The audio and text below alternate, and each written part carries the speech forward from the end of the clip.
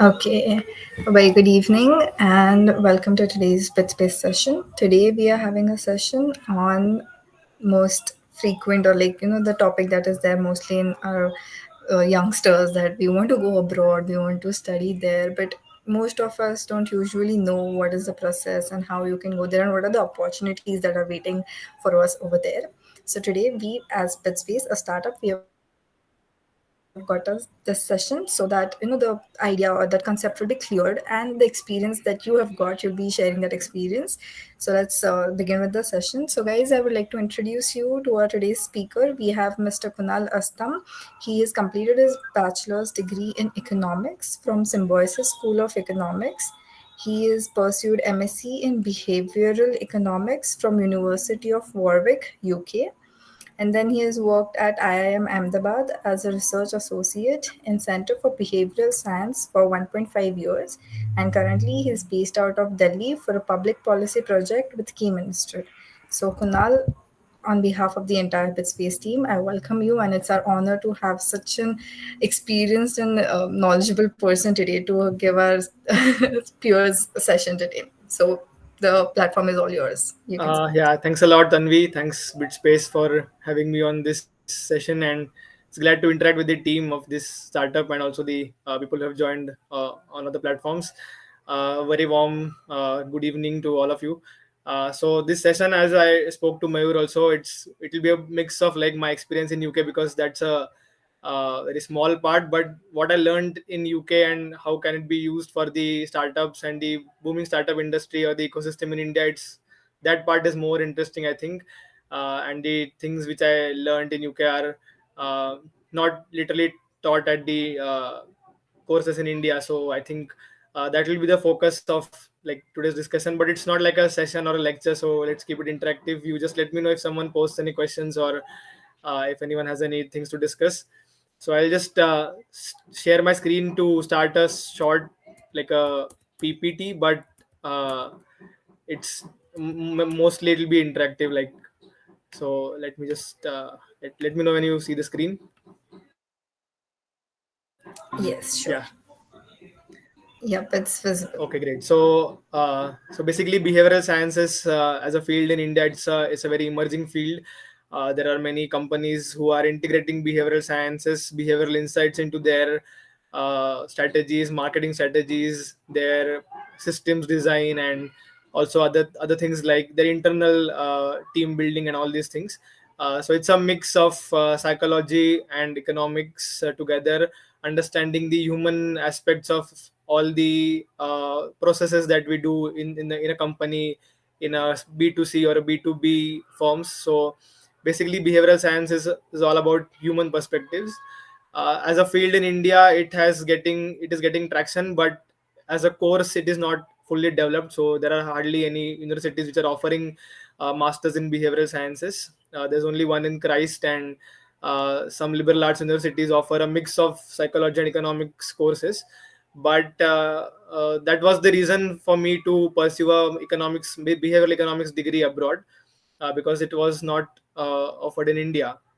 So after my bachelor's in economics, I decided to pursue behavioral economics. And when I was doing my research about who are the uh, good universities who offer this course, so I came across multiple universities in the US and the UK. But then I had a 3 years bachelor's degree because my BS in economics was a 3 year course.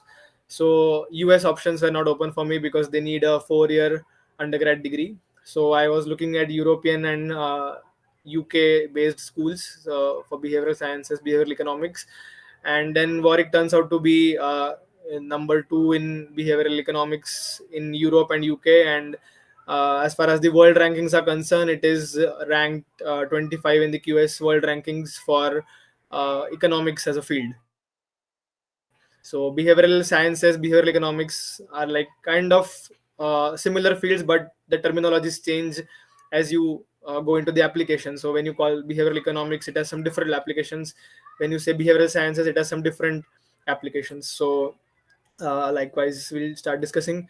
So today's discussion will be like more about my experience in the UK, the background of behavioral economics, what are behavioral insights, what it has to do with marketing research. What are the new trends in marketing research? Because Mayur was telling me about the startup, and all the startups, not only BitSpace or not only tech policy startups, tech based startups, all other startups who are product based, who are service based, they definitely need market research, marketing related research. So we'll be talking both about market research and marketing research. There's a thin line between these two. Then we'll talk about a little bit about consumer behavior, customer behavior, and then customer centricity. What do we mean by designing for humans? So let's deep dive. So behavioral economics, as I mentioned, it's a mix of like psychology and economics. So when initially it started as a field, like when economics started initially as a field, it has there has been a long tradition of economics as a political economy or public administration theories being covered in Indian perspectives. We had the Kautilya Arthashastra, we had Chanakya Niti, written by the same person, obviously. So these were about like macroeconomics, or how to run a state, how to run administration, and the economics related to the policy making, how a king should run his governance, government structures. So this kind of economics was very booming and greatly covered in Indian perspectives. In European or in the American perspectives, when we talk about economics, it was more about the theories about money supply, monetary demand, monetary supply, the banking, the financial markets. So it was more about like understanding the demand, understanding supply, the equilibrium patterns, the different aspects of microeconomics, pricing policies, how to decide pricing, what roles do market play, then different types of markets, oligopoly, monopoly, all these kinds of markets. So these were the kind of things that were covered in economics. And it was earlier a field which was having understanding from all the aspects: sociology, political science, public administration. But as things progressed, as they started doing it more quantitatively, they wanted to understand it from a perspective of a mathematical equation sense. So because they wanted predictability, they wanted to understand economics as a tool to predict the market, predict the demand in the market. Because all the industries, or likewise startups, likewise for today, they want to understand how the market in which they are functioning will perform in the coming years, so that they can strategize their policies, or they can strategize their uh, techniques for the market. So basically, then it started all about mathematical analysis, the regression analysis, econometrics, statistics being introduced into economics. And when these numbers come into play, you can't actually have ambiguity about how people will behave. So they started assuming, when they started doing mathematical analysis for market demand, market supply, they started assuming that humans are a rational person, humans will behave in a certain way. And then, assuming those parameters as static parameters of a human behavior, they started designing policies, or started designing equations accordingly. So then slowly psychology got outside the purview of economic analysis. They started assuming that humans are rational, humans are homo economicus. By homo economicus we mean that humans are like, they will take optimum decisions, they will optimize their choices. So if I'm choosing between A and B, I'll always consider price as the most important factor. I'll not consider any other thing as the option. I'll consider my need as the basis of demand and nothing else. So basically, I'll only buy things which I need. There's nothing called as brand, or nothing called as uh, like brand loyalty, for example. So these things started becoming the basis of economic analysis, because they wanted some stability to the equations that they did. So they started assuming homo economicus as a persona, where a person is super rational. He'll choose the lesser priced good, he'll choose the most optimal amount of quantity to buy, and he'll analyze all the options available in the market, and then only arrive at a conclusion. So these are the characteristics of a homo economicus, a person being fully engrossed into analytics and understanding it from an economic perspective, how efficient the decision is. But then turns out to be that we are not homo economicus, we are homo sapiens. We have emotions into play. We our cognitive practices, cognitive science has a role to play in our decision making. Our societal norms has a role to play in our decisions. Our peers influence our decisions. So we are not homo economicus, we are homo sapiens. We have to abide by the psychological aspects of a human, and then markets, the regression analysis or the equations that they talk about doesn't actually fit well when these gray areas come into play. So when we talk about my preference for a brand, I would buy a Tata car over a Volkswagen car, is my preference. So someone buying a Mahindra car over a Mercedes Benz is his preference. So you then the argument about a brand being more in value doesn't come into play, because there are restrictions, there are constraints to the cost, there is a personal bias to a company, there are brand loyal people who specifically buy those goods. There are people who follow a superstar, a Bollywood star, who is endorsing a brand, and you buy the goods of a brand just because some Bollywood star you follow is also using them or is featured in their advertisements. So we are Homo sapiens. We don't necessarily always consider costs as a factor. We also consider different all the different aspects. And going ahead from homo sapiens, as in India we say we are homo spiritualis. So we not only consider brands, prices and other things, uh, we also need to understand the uh, human factor of we being a spiritual being. That means that we, like for example, economics would say that people won't donate, people won't do charity because it's a non-efficient thing, it's not a market oriented thing, you are not gaining any profits out of charity. But people still do charity, we feel good about doing charity. So we are a homo spiritualis, where we think beyond ourselves, we think beyond optimizing our choices, we think beyond our efficiency of decision making.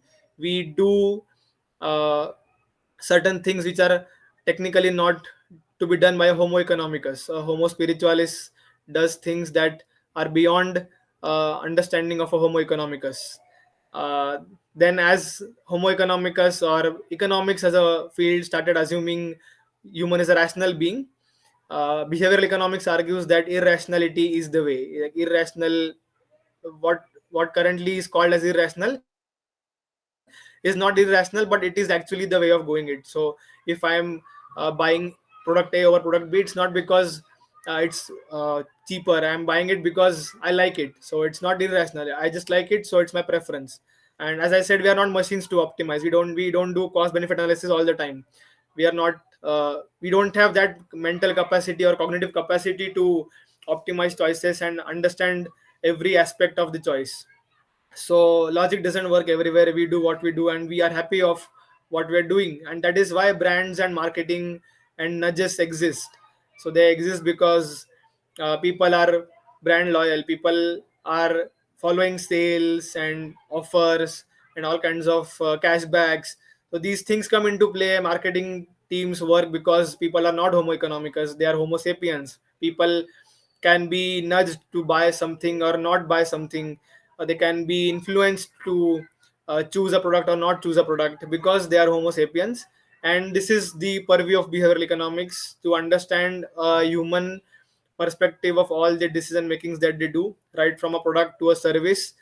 And then it comes as we think about consumers as a stakeholder in decision making. We should also understand firms and startups, for example, as a stakeholder, because these are the ones who will be designing for the homo sapien, they will be designing for a human. And that is what Warwick and all the masters in behavioral economics taught me, is basically it's not all about costs and benefits, it's all about understanding the feel good factor that a person might have. I feel good when I'm wearing this shirt, I'm feeling good when I'm wearing a watch, or I'm feeling good when I'm driving a car. These feel good factors are a big role to play in my decision making, and it's not only about the costs. So marketing research, what are the new trends in marketing research? We'll talk about them. So earlier marketing research was all about doing an advertisement, analyzing the advertisement, and based on the advertisement or based on the marketing strategy, how did the sales grow up? But now it's not only about sales. As for a consumer, it's not only about prices. For a firm, it's not always about the sales. It is also about how engaging the marketing campaign was, how engaging are the consumers with a brand, how do they see a brand, do they follow a brand, even if they're not buying things. Let's say for an example, a student who is not earning much might be following a brand since very long, since his childhood, and he'll someday buy that product. He aspires to buy a product. So this is also a success of a marketing campaign, where you are successfully engaging a consumer for a longer duration and making a cult of people who aspire to use these products. So we all know Apple as a product, as a company. They have a like a cult who always looks forward to newer products that Apple launches.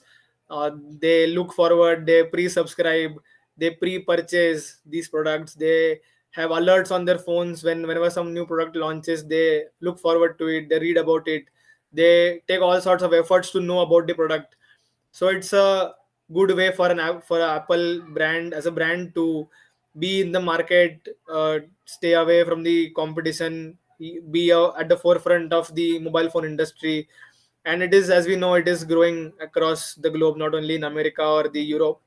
It is growing across the globe because they are doing certain things that uh, understands the customer's psyche. They understand what do the customers want, how do they so all these kinds of research is done by a firm, which makes them successful as a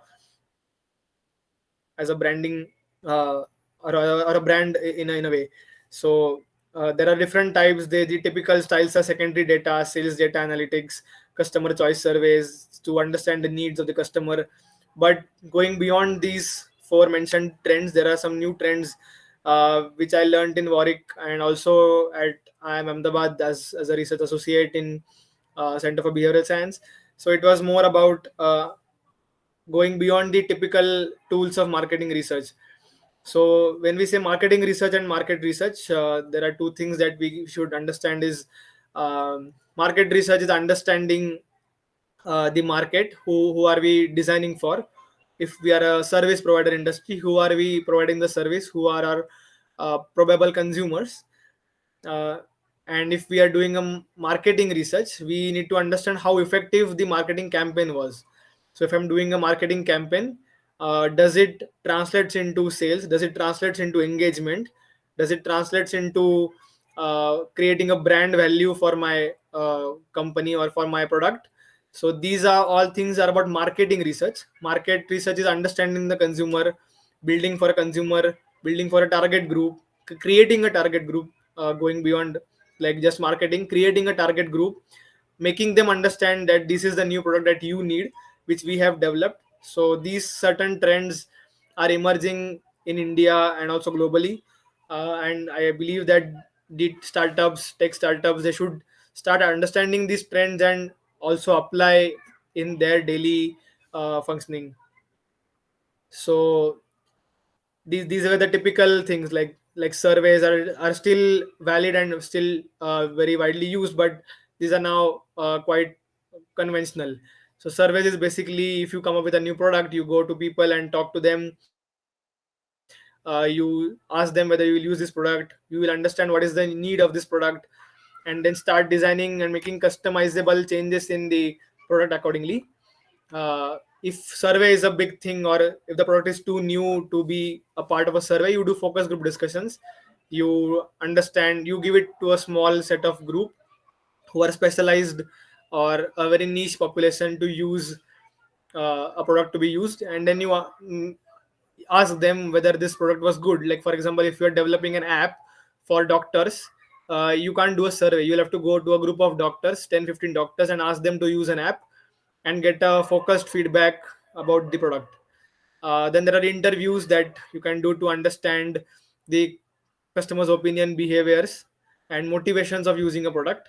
So the UX research, the UI research that is going on in the European countries, or also in India nowadays, it's a booming field, UI UX. So it is focused on interviews and qualitative research, where they understand attitudes and motivations of why did a person choose something, why did a person did not choose something. for a service or a digitally interactive medium like a website, or for a advertisement, you would want to understand why did I click a button, why did I not click a button, what made me click a CTA, call to action buttons, and all sorts of things which you can't understand just by the cookies or the analytics of a website. You will have to sit beside a person who is using the website, who is interacting with the screens with a device, and understand why is he doing so and so things. So the qualitative research is a big thing in market research. Not all things can be gauged by a quantitative method, and qualitative research is comparatively easier to do, and waiting for the outcomes of a quantitative research and getting the data after a product is being launched. You can actually start making the necessary changes in a product or a service while it is being developed. So the other thing is experiments. Like as I mentioned, this comes into marketing research, whether a marketing campaign that I launched or a product that I launched, what are the cause and effects of an intervention. If I made some changes to my product, did it increase the user experience, enhance the user experience, increase the quality of the product? So for that you will have to do experiments. For that you can't have focus group discussions. If you want to have a causal analysis, you will have to divide your focus group into two parts, where the intervention is valid in one and not available for the other group, and see whether the intervention actually worked. And as we all know, social media analysis is also obviously a big thing, and again it's a secondary data. And there are many other techniques which we'll see right now, uh, where the market is going and how these trends are emerging. So these, after these conventional things, will start into so why do we do these market research? So it's about stated preference and a revealed preference kind of a thing, where surveys are a stated preference. If I ask you, will you buy this or will you not buy this, surveys will work. And for some, it is only for someone like a conventional buyer who is a buyer of a product. So for example, Maggie wants to understand what is the preference with a new flavor. They'll go out in the market and do a survey and understand whether this new flavor of Maggie will work or not work. But for if it's a revealed preference, where you want to understand if Maggie is rebranding itself with some new name or a new packaging, and in a mall, if they keep it beside Maggie with the same name but a different logo or a different packaging, will people choose it? Is only revealed preference tools will tell you. It's an observed behavior. So you'll have to go and observe in a mall or a food mall. If there are on a rack, for example, if we have kept two packets of the same brand Maggie but with different colors and different packaging, you'll have to wait and watch which one the person picks up. So it's not a stated preference. You're not going and asking the person which one will you pick, because he might just choose Maggie because he's familiar. But revealed preference is basically understanding the behavior, observing a behavior when it is being done, or when while it is being performed. So it's a revealed preference technique, we could say. And these neurophysiological tools, which I'll be talking about more in detail, will help us understand this revealed preference. It is going beyond self-report measures, because these surveys, what you typically do in a survey is you ask a person ratings. So if I am designing a website, and let's say I'm designing a shopping website, after my shopping experience, you would ask me, what was your experience, how would you rate me on a scale of 1 to 5, or how many stars would you give me? And then typically a person would choose 4 on a 5 or 5 on a 5. But then uh, my 4 on a 5 and Tanvi's 4 on a 5 will be different. Her understanding of good and bad and my understanding of good and bad is totally different. We can't quantify. My 3.5 might be someone's 2. So these self report measures are useful, but kind of getting older now because of the neurophysiological tools that are being used in market research, which we learned in Warwick and also at the my first job at IIM. And so, as I said, talking about Warwick, the application process and these things won't help a lot. What I learned at the university is more interesting than how to apply for a master's program. That can be a separate topic to deal with, and it's kind of open in the public, and a lot of consultants already work in making helping people to apply for courses abroad. What is more interesting is the trends which are not there available in India. We are into research in neurophysiological tools, but not into like formal courses of while we teach marketing.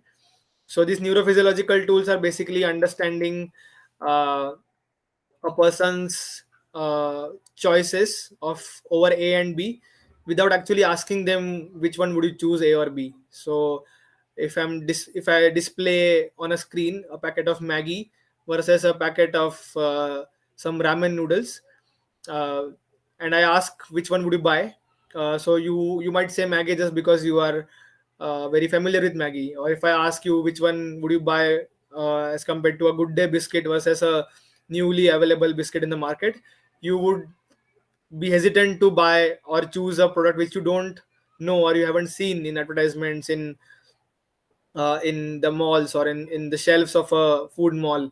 So what you would go with a very typically seen product, and this might cause an hindrance in a new product being launched in the market, and to understand whether people actually like it or not. So these neuro physiological tools, what they do is basically they tell us the emotional patterns. So I'm very vaguely explaining, it's not as easy as I say it. But what is the EEG machine? So as you see in this photograph, so this is a EEG device. So these are small electrodes that help to understand. If I could point it out, so these are these small electrodes. There are 32 in number, and there's this gel that is used to ensure that activity from my scalp is being conducted by these electrodes. And what it does is it helps you to understand my preferences. Preference is again a vaguely used term, but helps to understand my approach towards a product, and how would I react when I see a new product or a new packaging or a new name or a new color of a brand or a logo, for example. So when a person typically comes to a lab at Warwick or at IIM, also we have a lab.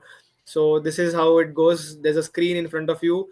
You have been given a device. This is a device to help you choose. Like there are 5 buttons. So uh, each button has something to do with the experiment. The experiments are designed carefully to understand my preferences between products. So right now I'm typically focusing on the marketing research. It is used for all kinds of behavioral evaluations, like behavioral finance, behavioral public policy, for example. But let's stick to kind of marketing right now. So this device helps me to choose between, let's say, A or B. But then the EEG is actually telling you why did I choose, or what made me choose A or B. Or even if I'm like choose saying that I will prefer Maggie, but I also felt equally good when I saw a new product, because I was kind of excited to try a new product. So these things which won't surveys won't reveal, the electroencephalography or neurophysiological tools, they reveal such kind of stuff. So if I could just play this small video and help you understand how this experiment goes. So on the screen, I hope the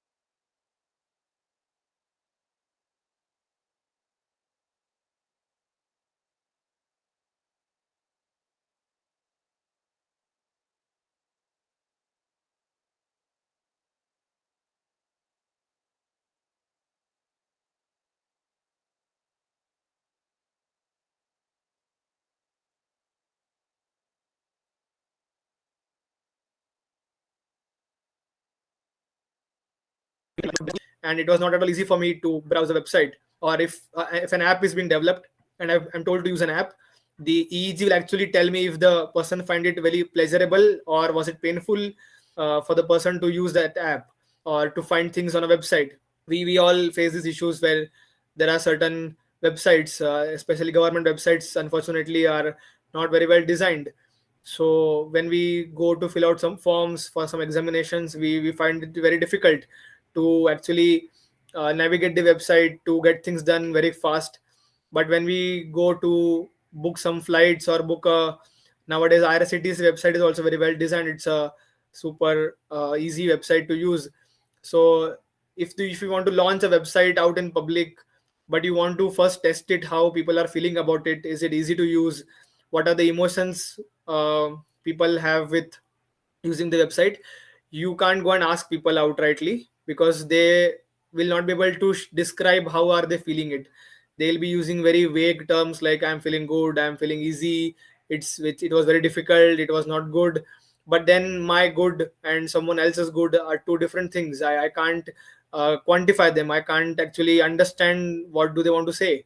So an EEG device like this one will help me to understand very uh, accurately what exactly uh, they want to say when they say good or bad. Some other things are like these eye tracker for marketing research. So on the right hand side, this device in the hand. So it's a very sleek device which emits infrared rays, and it tracks my eye gaze. So I have to calibrate my eye gaze before I start an experiment, and then it uh, gauges my tracks my eye gaze wherever I see on a website or a screen. So, for example, Amazon wants to test on which part of the screen do people spend their time the most. They can't go and ask people where did you look at the first moment when you opened the website, because I won't remember where I was seeing at the very moment, or which product did I saw initially. So I will not be able to describe it as I do it, because then it will be a hindrance in my thinking processes. So a company or a researcher, what he would like to do is basically record real time gaze plots where I'll get to see where the person is seeing. So, for example, I am reading this E, or I'm looking at this goggle. So this eye tracker helps me to look uh, and see what the person was seeing. So this is a Toby. There's a company called Toby, which is a leading brand in manufacturing these eye trackers and helping people conduct research in eye tracking. So on the left side, this is a device at the IIM Ahmedabad lab, and these small dots that you see on the glass of the glasses are the small electrodes or diodes that emit some rays to capture your eye gaze. And if I could point with a laser, uh, this is a small camera that records what you were seeing. So typically, if I go to a mall and I'm wearing this camera with the goggles, the goggle will tell me where I'm looking at. So for example, in a mall, which shelf I went first, and on a big shelf, which product did I look at? What was the role of the color that attracted me to look at the product? What was the role of the logo that catched my attention?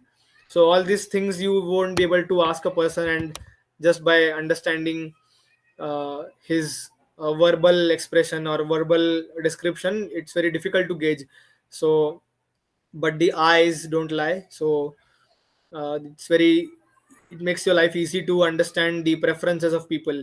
So if I'm looking at a logo, if you're looking at a color or a brand name, it actually tells me if my brand name is working, if my color or my logo is working to help grab people's attention. So this is also being used in marketing research. So this is a short video. If I could stop this screen and try sharing the other one, we'll just have a look at how these things are done and how it is being analyzed. So Tanvi, just help me to understand if you can see the screen and also look. And are you getting the audio? Let me just play it. In market research, Was it audible?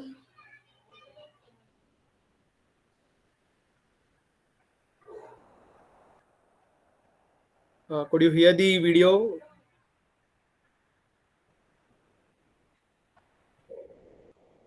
Okay, let's just see this. It's a very short video. It is basically explaining how this eye tracking research is being used in marketing. we saw Could a you very play? big Yes, yes, it's mountain audible. to climb Sorry. It's audible. The video is Oh, audible. okay, okay, great. Yeah. on. What does my in market research a big mountain to climb on? What does my product look like on shelf, or what does my product look like in physical?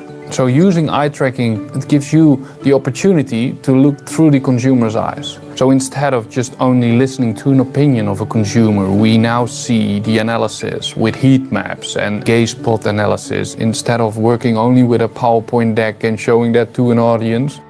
Our experience working with eye tracking is the speed. We work very close to deadlines. And when we need that specific answer on a question, we use a lot of eye tracking. Because eyes don't lie, combine these things can give you the right insights to adjust your pack or convince your customer. Eye tracking is part of our DNA. So, as I said, these neurophysiological tools that you use, the EEG, the eye tracker, you kind of get to very exactly understand the user's perspective and why did he choose something. Like, for example, if I'm looking at a product and trying to understand uh, what on the packaging was the most attractive part, was it the price, was it the description of the product, was it the logo of the product, was it the image on the packaging, what catch the attention of the person is now very clear when you do the eye tracking. So if I could just go back to the PPT and quickly wrap up. So when we talk about understanding eye tracker, understanding customers, understanding markets, so why do we want to understand markets? These all things are fine, that there's a very fancy technologies available, like there is research going on in the markets, but why do we want to understand? So connecting back to the first slide that we talked about, that we are all homo economicus. We are not homo economicus, we are homo sapiens. We have preferences, we have biases towards preferences, we have loyalties towards brands. So the customer centricity, designing for a customer, building things for a customer, is something very important nowadays. Like, for example, we just go through two slides and we can open the floor for discussion. This is a Ford car which was produced only in black. There was no other color available, and the reason which I know, it might be wrong, but it was because Henry Ford liked black.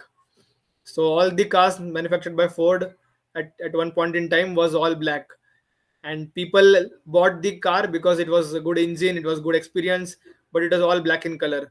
And this photo, back then, these cars were very rare, very people with a very good economic background could afford, and there were very few other options in the market available. So Ford was the leading company in automobile, so people actually bought the black cars. But when cars with color started coming up, people started switching. So even though, so for example, a homo economicus, or a person with assumed rationality, or someone who is good at optimizing things or optimizing his costs, what would do is basically, if I'm investing in a car, I would want to purchase a car which is with the company who has been long enough in the market, who has proven the engine capabilities, who has proven the engine technologies, which Ford actually did. And I would buy a car which has a very good engine and a very good efficiency in terms of fuel. But what started happening was people started switching to different companies which might not have good fuel efficiency, which might have a very substandard engine quality compared to Ford. But people started buying other cars just because they were offered in different colors. So this was a very weird thing that Ford company thought, that we have a best engine in the market, we have a very good experience of driving, we have fuel efficient cars, and people are still preferring other cars just because of the color. So as I said, we are not homo economicus, we are homo sapiens. color has a role to play in our decisions. So that is why they had to also introduce different colors in their car along with the good engine that they had. And as we go to service industry, customization has been the very key term in marketing and also in product designs. So for example, Blinkit, it's, as we typically know, it's a delivery app. So you typically choose 10-15 products, you place an order, and it is delivered doorstep.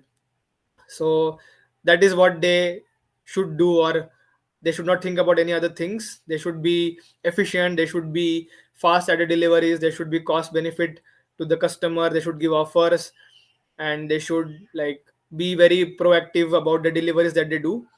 But what they are doing beyond deliveries is they are customizing or creating a bunch of recipes that will help you to choose their products. So, for example, Blinkit is not Zomato or Blinkit is not Swiggy. Blinkit is Blinkit because you can order anything, electronic goods. You can order battery cells, or you can order headphones, or you can order any small things, pen, paper, pencil, also on Blinkit. You can obviously order groceries. Then why did Blinkit go into designing recipes and designing like on the website or the app? Why did they go and start putting recipes and uh, look like a Swiggy or Zomato? Because Blinkit knows that you buy groceries to cook something, you buy groceries to make some good recipes. Then why not make the customer's life easy by nudging you in a way that if you are making biryani, if you're making uh, burger, if you're making fruit salad, if you're making a jalebi, these are the things that typically one would need, and we will help you to decide which products do you need to make your recipe. So then on the website, they have these options of clicking. So if you click, this is a screenshot. So if you click here on biryani rice, so what it would do is it would open this biryani rice recipe. It would tell you how to cook it, all the recipes. And now it comes to their business where they start showing you the ingredients that you need to buy from Blinkit. So it gives you 10 options of basmati rice, 2 3 options of ghee, 2 3 options of cardamom, 7 8 options of different spices. So you have Everest masala, you have Suhana masala, and every sorts of things that Blinkit offers. And you can choose from the customized or the already designed options. So it makes your life easy. So Blinkit thought beyond their prerogative of just delivering things. They started helping customer to order things. So if I'm thinking that Blinkit is thinking about me, thinking about I should not forget anything, it is actually helping me and also Blinkit, because it is increasing the amount of things we'll order on Blinkit. It will also help me because I won't forget something, some ingredient of my recipe, and I'll get all the things at one stop. So it is understanding my needs, and it's understanding a customer's needs, and it is designing accordingly. So it is understanding the context, it is understanding the need of the hour, and it is understanding their own deliverables also. They're not going to deliver biryani because it's not the prerogative, but helping you to buy the ingredients for a biryani. So when we talk about customer centricity, all the big firms, big companies, they talk about big products, about customer centricity. Big brands like Apple and all, we also obviously talked about Apple, Tata. They all have customer centricity as a team in their all the brands that they manage, right from Salt to the aircrafts and all the fashion brands, Tanishq and all these brands. They do talk about customer centricity, and also they talk about context. But these are very small examples in day to day life, which are not very much highlighted, but they are very customer centric and context specific. So in urban centers, or in very busy cities like Pune, Mumbai, or Delhi, for example, where people are uh, working long hours, or they have to travel using metro, or using their car or their personal vehicles. They would want to save time of chopping vegetables, and they would like someone delivering chopped vegetables at their doorstep before they reach home. And this is a need of the market which someone identified, and these are the products actually being delivered at doorstep by some of the companies. Where if you want to, so this on the first packet on this side, left hand side, this is something not specific to the recipe but just what you ordered. So it's a mix of assorted vegetables. This is something specific to a Sindhi chutney that they're talking about. They've pasted it here. What is this for? And they are designing according to the need of the customer. They're understanding who the target population is, and they're designing for them. And this product, which is very basic product, there's nothing much fancy about it. There are no processes, no complex things that go behind making this product. It's just peanuts roasted and then grinded into a powder. But a very key thing about this, I haven't seen this product outside Pune. I spoke to my friends, I spoke to people whom I know who are not from Pune. They were astonished when I said that we actually get peanut powder in Pune. And it's a key ingredient in many recipes in India, right from sabudana khichdi to uh, different vegetables and different raita that even in Delhi are made using peanut powder. It is not available at all in any cities. Even in Mumbai, it's available in very few places. So, what made the person think that this product will actually sell, and why should I invest something in a very basic product that can be easily made at home? So you have peanuts, you have microwaves, you have gas stoves. You can easily roast peanuts. You can easily grind them. Everyone has a mixer at their home, a grinder. But then this product still sells, and sells at a very good quantity and at a very decent price.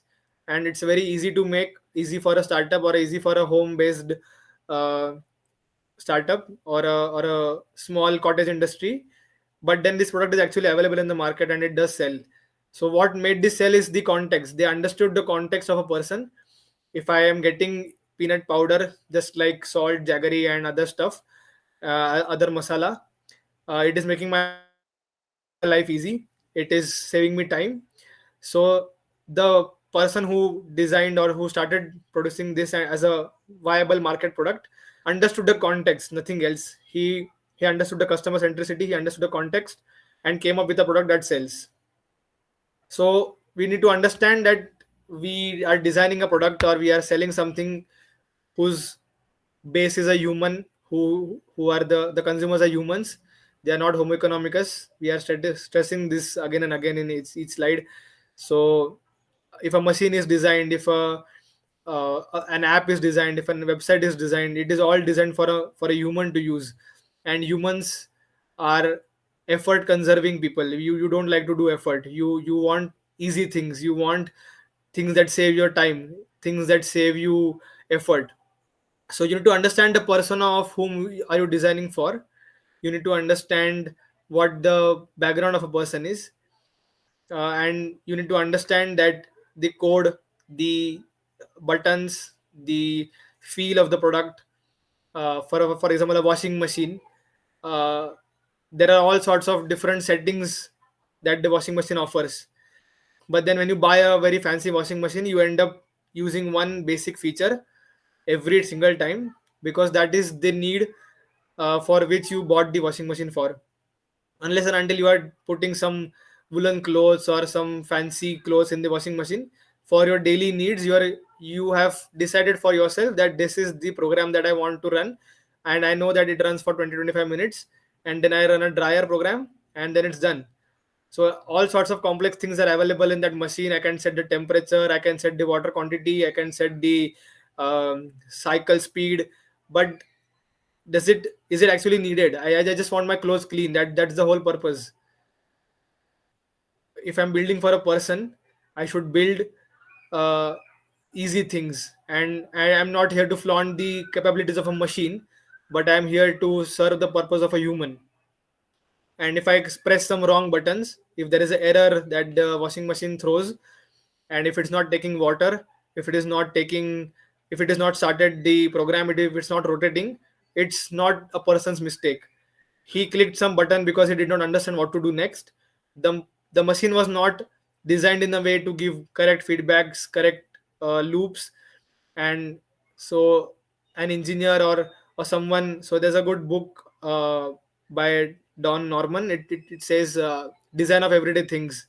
So in that he says that an engineer would argue that it was so easy, the manual was written, you had the instructions clear, every button was tagged, but still something went wrong and the machine threw an error.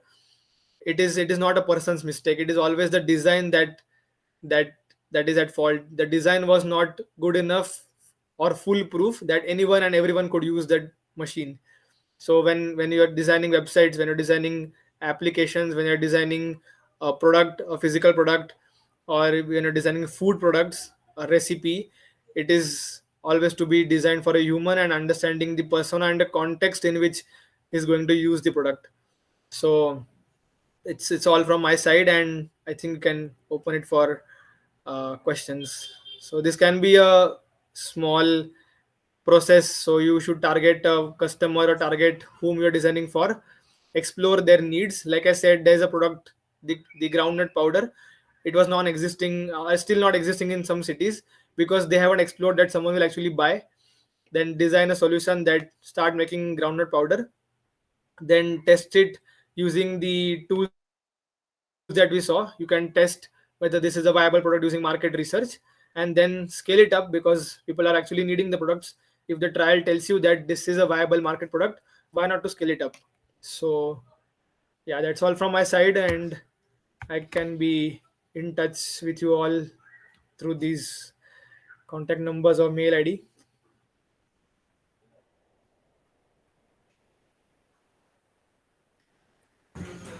Definitely, Kunal. We will be in touch. Yeah, I because hope I our viewers have taken a screenshot of your number and email great, great. address. Okay, so thank you so much, Kunal, for this Yep. informative and an exceptional session today. It was really something that we weren't much aware of. At least I personally had no clue about the research and studies that are there behind behavioral economics, as you said. So that was something new for me, and I hope our viewers also found it new because generally what happens is we go and randomly pick a packet of Maggie or whatever we like. We don't much think about the process behind the thought process that's there behind it. So it was something new for us to catch up. Yep. It was completely different and informative session. So thank you so much for that. And we will move with the question answers. So Yeah. the Thanks a lot questions. for giving the opportunity. And so basically about masters abroad or Warwick, it's a very easy process. It's all available online. Yes, we have many consultancies that just guide you through and they make sure that you land in the So university. so basically I tried to portray why you should go for a degree abroad. If something is not being taught in India, these are the topics that you should go for, and not for typical topics which are covered in IITs or IIMs. You should go for something which is not offered here. So if you're investing like a lot of money and time and efforts, so go for something which is not available right now. So that's the motivation going to UK. And if someone wants such help or wants to talk about it, I have shared my contact details. So I just focused on what I learned at Warwick and at IIM Ahmedabad. So yeah. I much don't know about the viewers, but definitely over a period of time, I'll definitely be the one who will come in touch with you and ask you about Yeah, it. yeah, happy to help. Okay, so the first question that we have is how does behavioral economics address the role of cognitive bias in decision making? And can you highlight some common biases and their implications? Behavioral economics borrows ideas from all the fields, from psychology, from cognitive science, neuropsychology, and so there are biases, and we are biased, we are irrational, we are Homo sapiens, and that is why we do certain decisions. So this is the application part of behavioral economics. Why are we biased? Why are we Homo sapiens? Why are we doing certain things? Is something cognitive science teaches us. And like to give some examples of biases, cognitive biases is So we, as I mentioned about context specificity, I see things in a context and not absolutely. So if I ask you, would you buy this size of a coffee cup or this size of a coffee cup, you would start comparing small or a medium size or a big size, right? And if I ask you, would you take this coffee or this size of a tea cup, you would be, you will say yes or no. But if I ask you if you will choose this or this, now you have an option to compare between two options. And let's say you start choosing the bigger one in this set, and then that becomes your preferred option. So if you go to Starbucks, you always go and buy a medium cup, let's say. And let's say now Starbucks introduces even a bigger cup of coffee. So this is small, this was the earlier bigger one, now it became medium because there's a third option in the choice set. So this is called a decoy effect. So now what you will think is, oh, I should go for a bigger one maybe, or maybe I should go for a smaller one, and my choice now is different because there's another cup in the set. So what economics would tell is, like, if I'm paying 50 rupees for a coffee and I'm getting like so much ml, I should optimize accordingly. But it is not what we do. What we do is we compare the available options and then go for a option which seems to be good in a mall or in a coffee shop like Starbucks. So if you go and buy a medium cup because you don't want to be at extremes, you don't want to have a big coffee cup or you don't want to have a small coffee cup, you go for something which is very medium sized, because you are not, you're skeptical about the prices, you're skeptical about the taste. So you won't buy a big cup because you don't know how it will taste, and you don't want to buy a small one because you don't get the utility of just by consuming so small quantity. So but then the choice set now changed because of a fourth or third option being added. So this another example, which is a very common example in nudges, how do they help people eat healthy food. So this was done in a US school. So in that school there was a canteen, and in that canteen there are two kind of food options kept. There was this typical sandwich and burgers and drinks, and there was fruits and healthy drinks like smoothies and all. And they knew that people, they observed that people are obviously choosing the attractive food, burgers and pastries and cold drinks. And then they figured out that they were choosing it just because it was at an eye level. First thing they entered in the canteen, they saw a burger and they just picked up because they did not have time. They had to rush between the lectures. In a college typically, or in a hostel typically, you are always on your toes, and you just went to the canteen, you saw something, you felt it is attractive and you just bought it. Now what they did, they changed this order of placing things in a shelf in the canteen. They put burgers and pastries on a lower level, which is not at eyesight. You'll have to like bend down and then see the options, read the prices. They made the font of the prices also very small, so you'll have to bend down, think a lot, do some physical task to actually reach the product. And then they place the fruits and the healthy products at a eye level with a good big font that helped you decide. So if I say that I prefer burgers, I should be going with burgers any day, any point of time. And if I say that burgers are cheaper than the healthy smoothies or other options, I should be a homo economicus and choose what I want. But now I'm choosing, they observed that people started choosing healthy food because it was at an eye level and it was easy to see the prices and just go and pick it up. So just by changing the order of the display of the products, they could, if they were able to like change the preferences of people, what people bought. So why is there a hue and cry about placing products on a shelf? Each shelf has a, uh, different kind of rates. So if Maggie is to be placed at an eye level, they have to pay an extra premium to the mall so that they allow Maggie to be placed at that point. Why are Skittles and why are these toffees placed at the billing counter? Because to round off the bill, you would go and pick up some candies. Or if you're waiting at the billing counter in a big bazaar, if it's a very huge line and there are some snacks kept at the billing counter, there's high probability that after doing so much of cognitive effort of choosing 100 products that you bought at big bazaar, you feel hungry and you actually end up eating something sweet which is kept at the billing counters, and then you also obviously pay for that. Same thing IKEA does. IKEA's most selling product is the burgers and is the one specific thing that they have. I'm forgetting the name. So IKEA as a brand, someone when someone buys furniture, it's not as easy as buying pen, paper, and pencil. You will have to do a lot of cognitive analysis. There's a lot of cognitive load. Will this bed or cupboard fit in my room? How will it look? So by the end, by when people reach the mid of IKEA's showroom, they feel exhausted.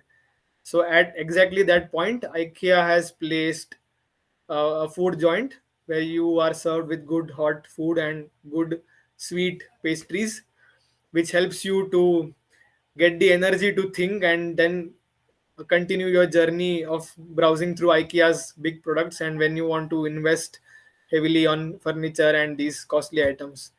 So, like all these options do play a role in decision making, and this is where cognitive science comes into play. So basically, what they're doing is playing with your mind, playing with your brain. Yeah, exactly. So If I'm getting the catch. yeah, it is kind of mind games, but one needs to understand the difference between consumer research, nudging, and sludging. So there's a term called sludge. It is a evil twin of nudge. Nudge is basically, like I said, the college was nudging people to eat healthy, and they made the healthy products at an eyesight and put the burgers and pastries on a lower shelf. So this is making people's life better in terms of health. So you can't have a marketing strategy to increase consumption of cigarettes or let's say alcohol, because it is not socially optimum. You need to understand social optimality of nudging or marketing as well. So idea is to increase the sale of a company. It should always be customer centric. It should not always only think about the profits that the company would get. As a marketer or as a behavioral science researcher, you need to think about the ethics of nudging or marketing. I can't design a product so that the customer loses on money and the company wins on the money. It should be always like portraying the company's brands correctly, not in a way of like like imposing the brand. It is like correct communication of a brand and not imposing something. So the customer should still feel the autonomy of buying or not buying. It should not be a forced purchase. So the ethics of behavioral science or nudging should be at the forefront when you are trying to do a marketing strategy or a nudging strategy. Cool. That pretty much explains the concept in a detailed way. The next question that we have is can you recommend any books and studies or research for individuals interested in learning more about behavioral economics? Yeah, so if we talk about marketing, there's this book, Brand and Brains, by the professor whom I was working under. So this is, I'll just post the link in the chat box. So this is about using behavioral science, neuro tools for marketing.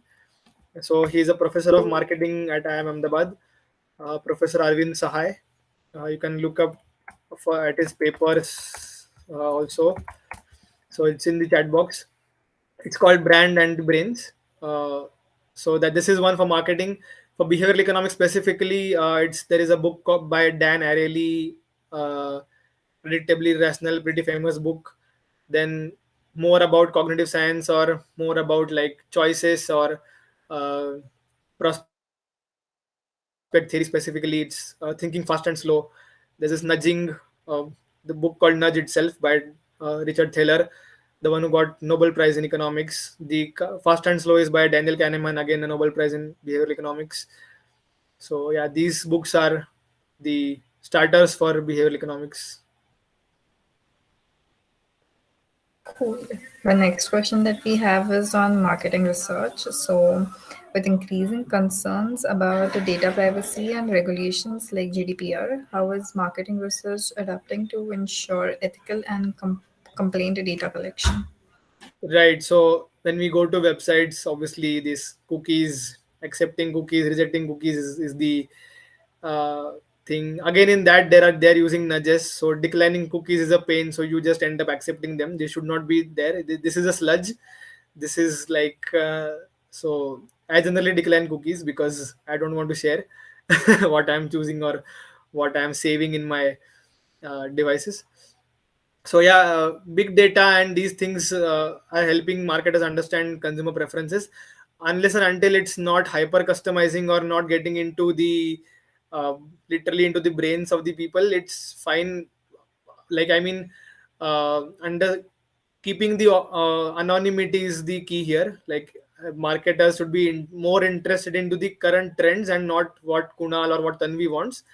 If I'm wanting to know what Apple users buy, Apple should be more interested into all the users of Apple, and then decoding the trends in a broader customer base, rather than understanding what Kunal as an Apple user wants or Tanvi as an Apple user wants.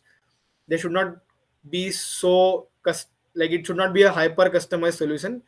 I am They should believe that, as I said, we are designing for humans, so humans are well informed enough and intelligent enough to customize things for themselves. So you come up with a product that understands the context and it is centric to the customer, but don't go into understanding what colors I like and then making a phone specifically for Kunal. It's like hyper customization. This should not happen. And uh, like, if they are okay with anonymity, they are through. Like, they don't need such granular data from customers. So yeah, that is about the data privacy, I think. And they'll have only one iPhone purchased by Kunal, which is customized specially for him, and no one else wants to Yeah, buy yeah. that. So GDPR is helping us that the industry doesn't reach that point where it's so hyper customized that they are telling me what my preferences are by understanding my previous purchases. It should not reach there. I should be able to tell my preferences and not them telling me what my preferences should be. That is something scary, I would say. Absolutely, they're like just forcing it on you that yes, this is what we've customized for you according to your previous experience, and now you have to buy that. Absolutely. Okay, so the next question is what advice would you give to businesses looking to optimize their marketing research efforts in today's dynamic marketplace?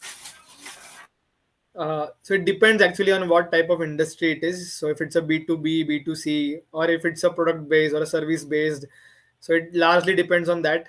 But as I mentioned in the last slide, so you should understand the customer base. Who are you building it for? Why are you building it? Is there a need to build it?